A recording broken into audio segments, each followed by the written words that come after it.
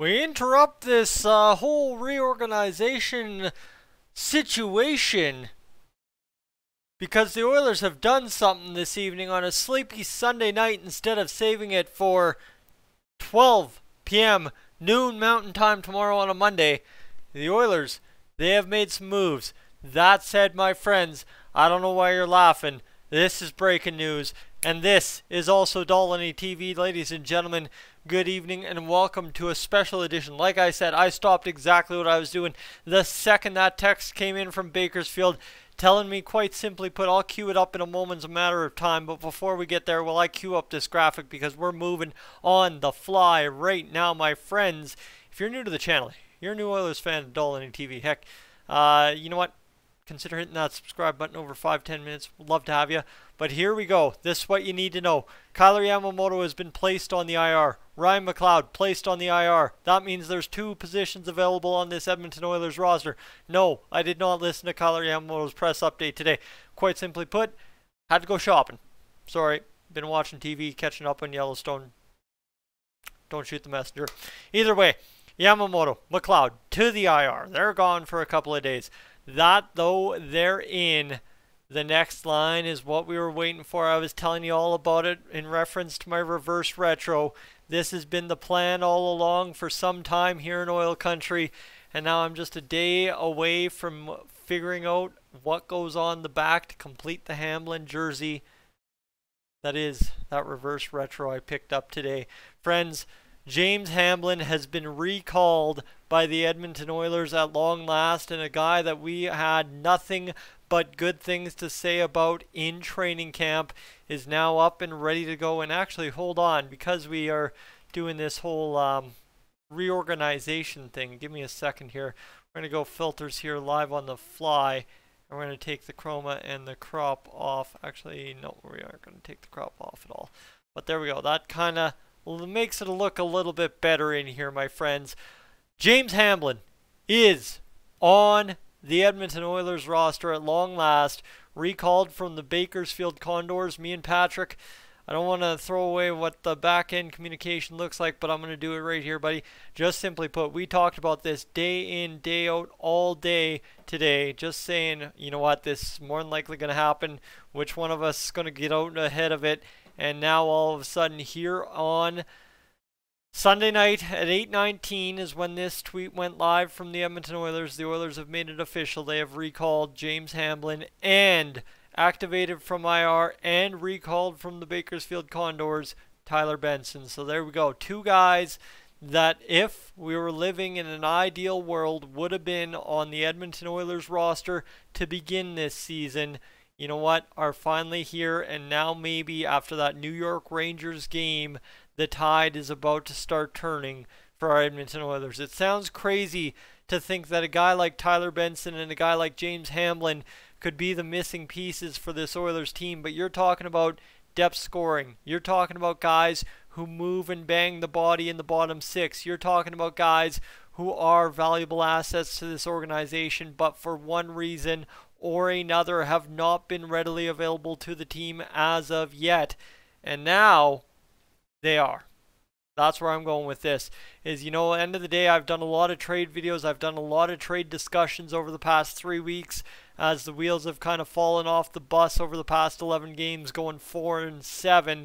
However, for the Edmonton Oilers, it is this, simply put, is these are 2 guys that we're looking to acquire supposedly in trade talks, right?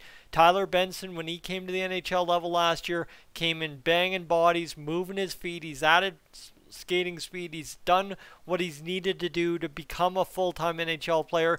The only reason he hasn't been so far this year is because he's been injured. Now he's gone down to Bakersfield, gotten his feet under him, and he is ready to absolutely rip it up, I think, honestly, right? This is Tyler Benson under new head coach Jay Woodcroft, who he flourished under playing in the minors with Cooper Marody back in the day under Jay Woodcroft not too long ago.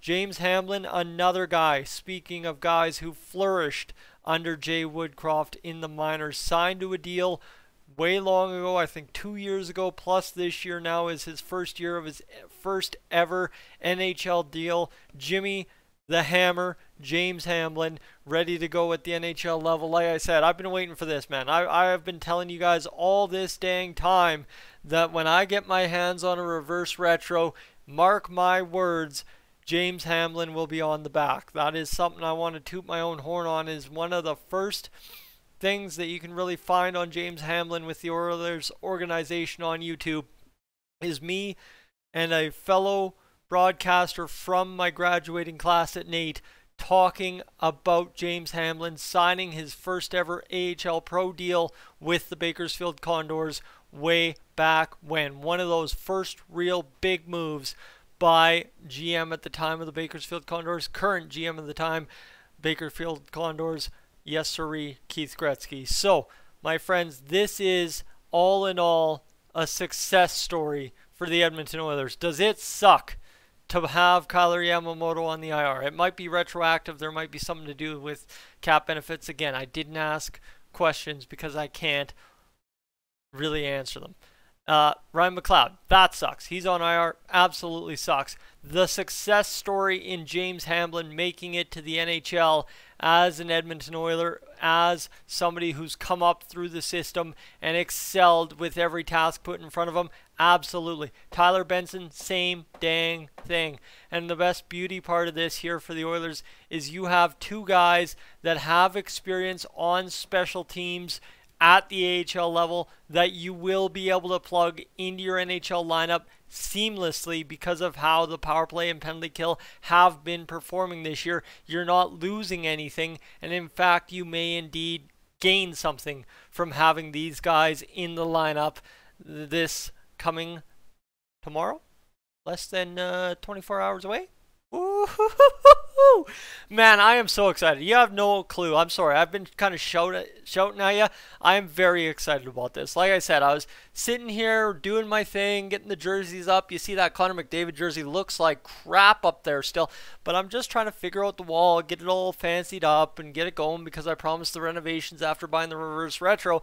And now the problem is I've got to send away the reverse retro and go get it custom plated with James Hamblin on the back. So as quickly as things came in, things have gone out, and now all of a sudden James Hamblin and Tyler Benson are on the Edmonton Oilers roster for the first time this season in the regular season. Again, guys, this is nothing but a positive for the Oilers. Finally, we get a look at two guys who were integral to our excitement about the preseason. You know how much, I know how much Dolynny TV excelled during the preseasons. And I mean, it's not even because it was my first full month back in a year and a half. It was because that Oilers team at that point had a lot of promise. But it had a lot to do with Tyler Benson and Jimmy the Hammer, James Hamblin, getting it going. So friends, I'm very excited for this one. I'm very much so looking forward to seeing Benny at the NHL level for the first time this season. Obviously, our friends down in Bakersfield have gotten to watch a little bit of him so far this year, but now comes the time, right? The Oilers were looking for those guys that bang the body, move their feet, and make a difference in the bottom six, and you just got two big pieces of that bottom six healthy and ready to go and into the lineup for the first time in this NHL season. Folks, I'm Tyson. This is Dolynny TV. Thank you so much for tuning in. I'm going to go enjoy the rest of my Sunday evening. You know what? I still got a couple episodes of Yellowstone to catch up on. And it's 8:30 while I'm recording this. It's going to be 9 by the time I'm done.